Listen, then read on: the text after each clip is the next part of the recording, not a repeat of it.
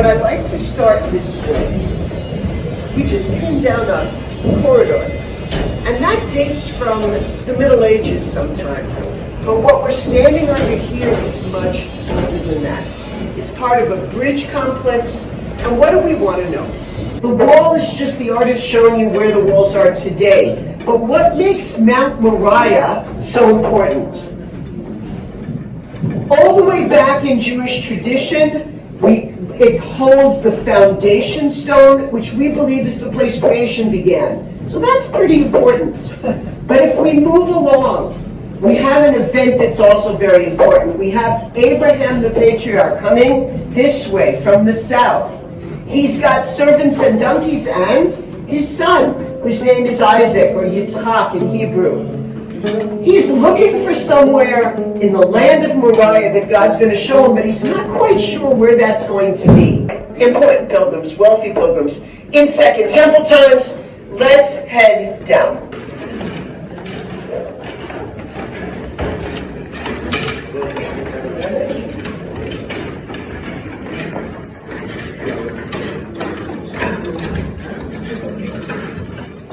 Now, as you're coming down, two things. Number one, go ahead and ask questions. And number two, you can photograph whatever you like. We talk about Herod the Great, but the truth is we also talk about his descendants. It's a period of time where there's a lot of building, even though there are Roman governors between the descendants. To make something flat, you got to work really hard. And you've got these things that are lit up. They're called pilasters, or fake pillars. You know what their job is? To make a building special, to make it beautiful. We're going to be seeing more of this building, so remember them. But let's move on. It's getting closer to the Great Revolt. People are coming from everywhere to see this temple, and people are also becoming more careful about the way they observe things, so we see more of these. What are we looking at? Ritual bath, a mikvah from the Second Temple times. Okay, what is a ritual bath about? Is it about getting clean? Not exactly, because you have to be clean to go into it. So what's it about? It's about what we call ritual purity. So we're looking at that wall. And you say to me, okay, so we have more of the false... Okay. We have more of those fake pillars. Okay, that's nice. And they're decorated, which is also nice. But if you look in the center, there's a bit of a hole there. Now that's kind of strange. I wonder what that could be. Anitu. It's a Roman fountain, or a Roman style fountain. The only thing is that Roman fountains are called nymphions, because they have statues of the nymphs on them. You know where you can see one? Caesarea, towards the northern gate. But this is built for Jewish pilgrims near a Jewish temple. No statues. Jews do not do statues. See those false pillars. And you know what? If you look at the one in the front, you got a carving on top. You know what? They were all carved at one time. And this is not the original roof again. You see, we've got pillars, we've got arches over our heads. There are no arches here. There are no arches over the top. Something is going to change. What was the original roof like? It was flat and wood, and it was carved. Okay, and that's not the back wall. That actually is a later wall. You can see a dotted line in our diagram. That's the wall today. This was bigger. We're going to see in our next stop what's bigger about it. Okay. Imagine that you are a pilgrim coming to the temple, and the city is crowded, filthy, and miserable. It gets hit by a sickness, a plague that we call cholera. It kills a third of the city, that's 3,000 people. Who's in charge? The Ottomans are. And they work out that sewage and drinking water are mixing and making people sick. So what do they do? Something interesting. They call in engineers from the British Army, which is kind of ironic because in 1917 they're going to be conquered by them. But in comes Charles Wilson. Now Charles Wilson's an engineer and he wants to check out the water. So he has to go underneath, down through the rubble, And one of the things that happens is that he turns up an archway. This one. He does what? He turns up an archway. Now, if you look, the archway is the last one of our bridge. So let's talk about the bridge. It went from the upper city, what's today the Jewish Quarter, connects to the Western Wall, through a gate takes you to the Temple Mount. And there's a very large arch that's the last one. Well, today we call that Wilson's Arch. Where can you see it? Men will go down to the plaza and turn left or underneath it. Women, there's a public prayer area on the way out there, also underneath it. So you can imagine Charles Wilson, what does he do? He says, Eureka, I just discovered ancient Jerusalem. And that starts biblical archaeology right there. All the way down it's lit up. But if you come closer towards me, it goes down even farther. That's the first Temple Street. Why is there a street? Well, remember, people come fleeing from the north. Okay, the Maccabees built two water systems, the dam that we saw, and a water system that comes from Bethlehem. And it spills right here into water cisterns. Okay, that's what you're looking at where the bright light is. But let's move on to Herod the Great, or the period of his descendants. Where is the back wall of that Rome? Well, there it is. So if that's the back wall, and if you look all the way back in that room we were in, look at the size of that room. Imagine the largest ballroom and the largest hotel that you've ever seen. That's what we're talking about, something special. And again, the false pillars that are all carved, that special wooden roof, oil lamps, all of that, all the way up to here. All right, what about the Romans? So the Romans built a bathhouse, and we talked about the bathhouse, but you know, bathhouses sort of have facilities. We call them bathrooms. If you go to the bathrooms at the Western Wall and look down, there are arches there. Those are actually part of the original Roman bathrooms. Okay, who conquers them and builds the arches that hold up the Muslim Quarter? Have a look. That's what's holding up the Muslim Quarter. We're going to see a really, really splendid example right at the end of the tour. But to be fair, let's bring this up to modern times. Sometimes you need to support stuff, right? So that's modern support. So I like to call it modern Israelite, whatever you like. We always say that the most important thing in this room is the groups, because each group adds to a story that started in First Temple times.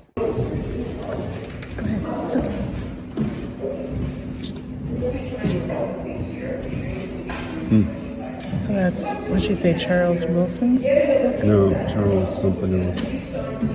There is a Wilson. Yes. Charles Warren. Charles Warren. What he did, he came from up above. When he got to here, he kind of dropped down and discovered something even older than this, which is a second temple mikvah, a second temple ritual bath. Underneath it, there's actually one from Maccabee times. The Maccabees, the first ones to actually build a ritual bath. Because what does the Bible talk about? Living water. Ponds, rivers, streams, things like that. But the Maccabees actually were the first ones to kind of institutionalize that. And people also still went to living water. They still do today, as a matter of fact. We think as follows. We found the houses of priests in the Jewish Quarter. Why do we think that? You know they've got their own ritual baths. So that's very convenient. So here you have a priest, gets up in the morning, goes to the ritual bath, goes across the bridge, and finds himself on the Temple Mount. But what if he can't do that? What if he has to go down the hill? What's at the bottom of the hill? Jerusalem's biggest shopping mall.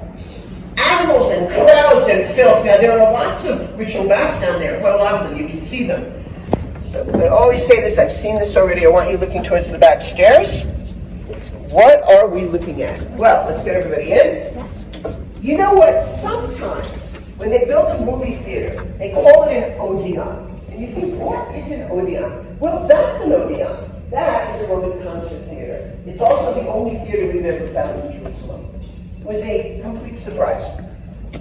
But what's interesting, well, a couple of things. First of all, it would have held 200 to 400 people, music, maybe political debates, maybe plays, something like that. It's a little bit reconstructed, But what's interesting is it's not finished. Now wait a second. 2,000 years ago, how do I know it's not finished? Because the engineers marked the stone and they didn't finish the steps and they didn't build the stage. And this is very strange. So how do I explain it? Let's talk about the Romans. We didn't ever talk about the Romans. The year is 70, the city's destroyed, the temple's destroyed. The Roman 10th Legion, they take over. They're called Fretensis, which means of the sea. And they build and they live and they have workshops and they're here for quite a long time. 30, 40 years later, we have an emperor who's fighting the Persians because he wants to make the Roman Empire even bigger. And his name is Trajan.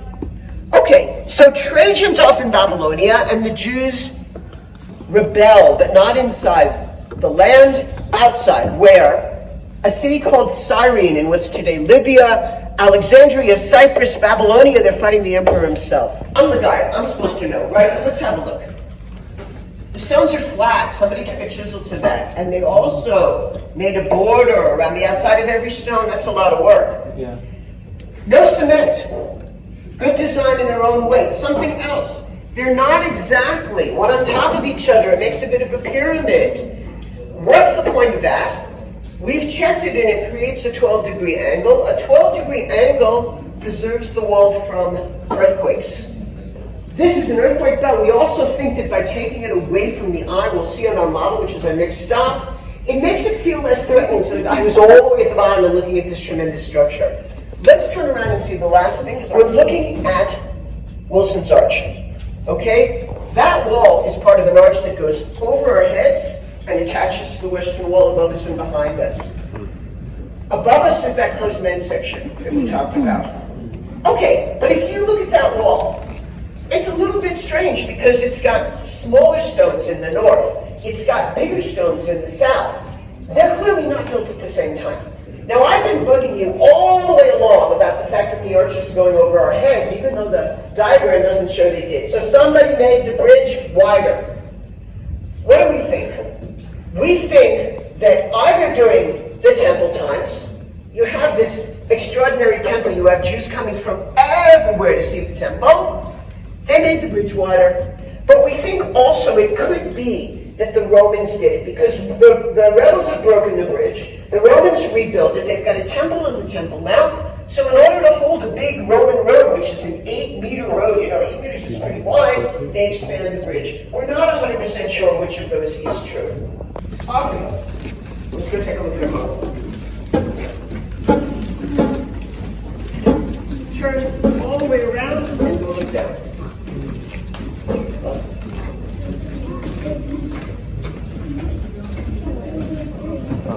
Oh, wow.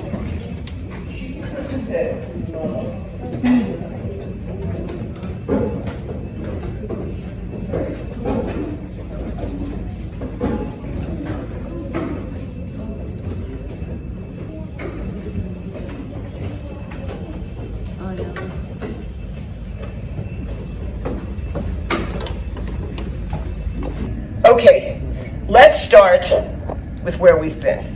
Come on. Here's our bridge. There it is. That's the bridge we've been talking about. Here's the upper city. Here's the Jewish quarter. Here's the Temple Mount, and that bridge goes across the valley. Here's our building.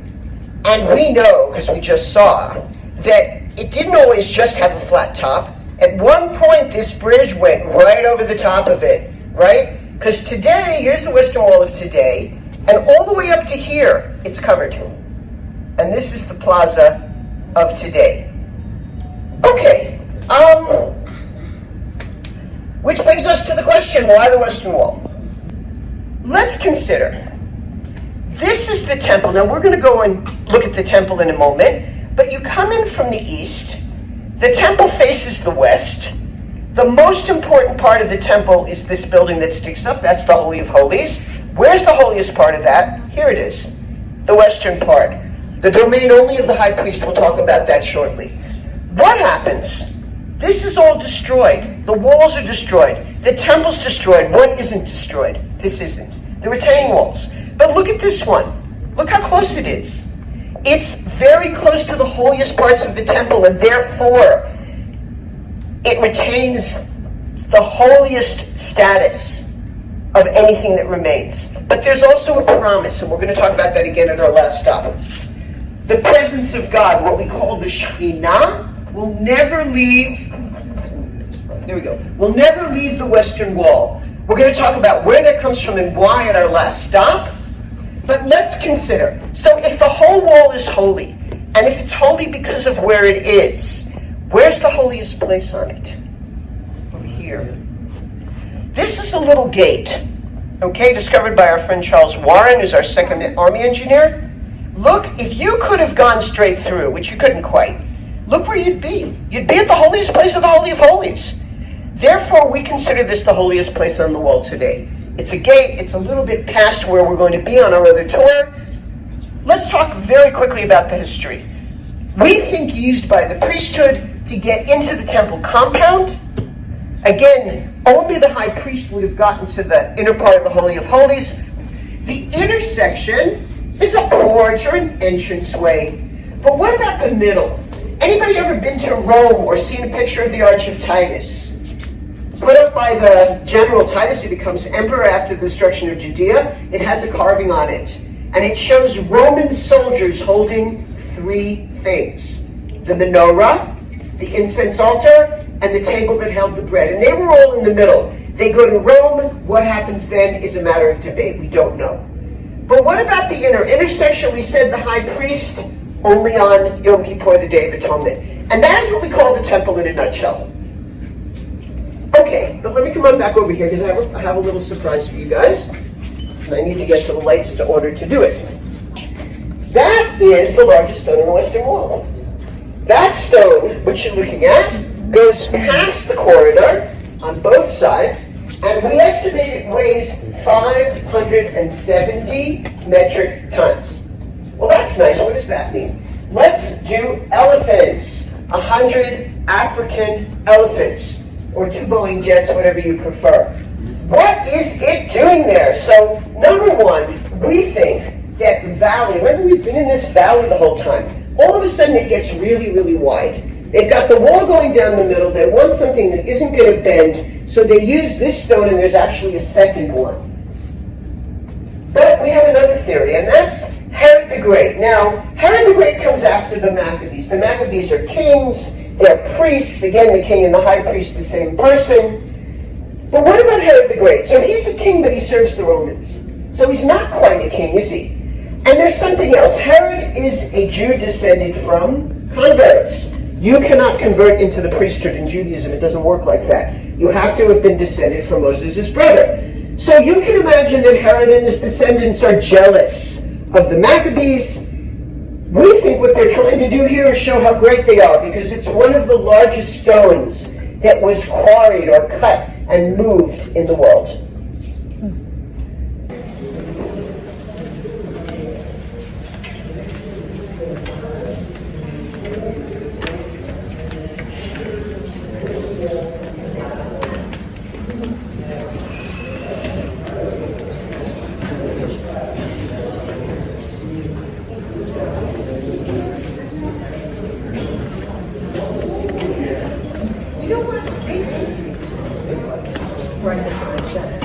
That's a good question, actually. I don't think so.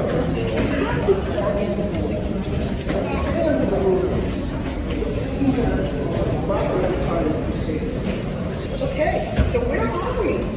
What is this? The synagogue. This is the cave? It's a synagogue. It's not a cave. No, I mean. It's not a cave. Hold on. First of all, who built the stonework that's over our heads? The Mamelukes did. So we're talking 1400s. That's about the period of time we're talking about. The lining is obviously new. It matches the floor. It also shows you we got a bit of a water problem here, which we do. This synagogue is called Sha'arei Tshuva, the gates of Tshuva. Repentance is the name of the family who gave the money, but repentance is something we deal with in 2 major holidays, so it's a very nice name for a synagogue. I just think it's beautiful. What's special? Many things are special. You've got seats in the form of a menorah, which I really like. It goes back to the rhythm section, and for those people familiar, that is one-way glass, which is a great thing about the rhythm section. I like the lights with the menorah. It has any religious significance let's look at the most this. That is what we call the Holy Ark, the Aron Kodesh. It holds the scrolls of the law, the first 5 books of the Bible, which we read 3 times a week, and also on the holiday that just passed, and also on limuds and special occasions. Okay, it's the shape of a pomegranate. Why pomegranate? First of all, it's one of the 7 species that's mentioned in the Bible as native.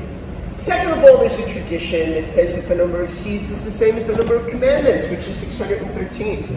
And third of all, because it fruits, they're starting, you can see the flowers on them now, they'll have fruit in the fall, and it's therefore associated with the holidays of the fall, with New Year's and with the holiday of Sukkot. It's a very, very common motif in the Jewish synagogue. You'll see it all the way back from Byzantine times, late Roman times, up until the present. It also kind of, pomegranates have a crown, but this one kind of reminds you of a flame going up to heaven. Again, there's always a light in the Jewish synagogue, which reminds us of the flame in the temple that was never put out. We have here a variety of prayers and verses. I want to point out one, and I want to talk about a second one. So what I want to point out is this. That, if I had to pick, I don't know, the most fundamental of all prayers, maybe I'd pick that one. That is the Shema. That is a quote from Deuteronomy. For those not familiar, hear, O Israel, the Lord is our God, the Lord is one. You know what? We say it twice a day with blessings. We say it before we go to sleep. If we can, we say it before we die. It is very, very important and really kind of a statement of faith, if I had to give it a name. But there's another verse that I want to talk about. Now, it is carved around the side, but you can't really see it. Why is it there? It's a quote from the Song of Songs. And the reason that it's there is because the word for Western Wall in Hebrew is sort of unusual. It's not choma, which is very much the word we use today. It's kotel. Where does it appear? One of the places it appears is in the Song of Songs. And the verse goes like this. My beloved is like a gazelle, like a young deer. Here he stands behind our wall. Our wall is kotel lena. That's how Hebrew works. Gazing through the windows, peering through the lattice work. That's the verse, but it has a commentary. Medieval commentary for those familiar, Shir Shirim Rabbah. What does it say? It says that the Shekhinah, what we call the presence of God, will never leave HaKotel HaMaravi, the Western Wall. What do we learn from that? A couple of things. God's presence is always there. The wall remains, and the Jewish people remains. They're eternal. Those are things that we learn from that. Now, this synagogue, it is facing the Western Wall. There's only one little problem. Do those look like original stones? They don't really, because they're not. The Romans throw down stones at the Temple Mount. What happens? They can't throw down a great stone because it's too heavy, but they damage it. They damage the border, they damage the stone on the side. But the stones above have been thrown down. Who repairs? When the Arabs come in the 600s, 700s, 800s, they build a lot of palaces around the outside of the Temple Mount. You can still see some of them. And they repair the walls. And so the first Arab dynasty, which is the Umayyads, they're the ones who fixed the wall.